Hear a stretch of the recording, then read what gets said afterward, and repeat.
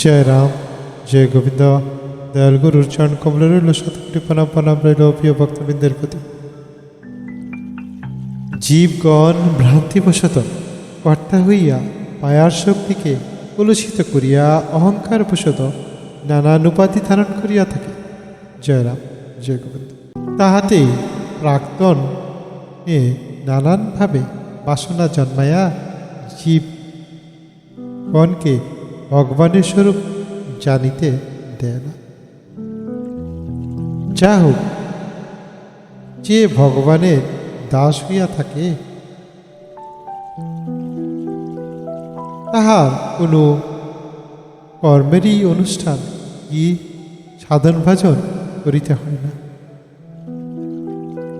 যেমন জয় বিজয় নারায়ণের দাস, তাহাদের প্রারব্ধের কিছু করিবার অধিকার নাই। যেমন ভগবানের সারথি সুমন্ত্র, তার রথের চালন ছাড়া আর কি করিবে, তার নিকট কোনো প্রারব্ধ থাকে না। নামে পড়িয়া থাকিবার নাম হইয়াছে নাম করা, অর্থাৎ সমস্ত অবস্থা তাহারই কর্ম করিতে হয়।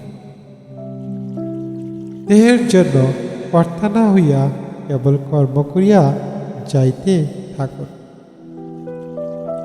কোনরূপ অভাবে করিবেন না। বেদমণি দ্বিতীয় খণ্ড 128তম পত্রাংশ, শ্রী শ্রীরাম ঠাকুর।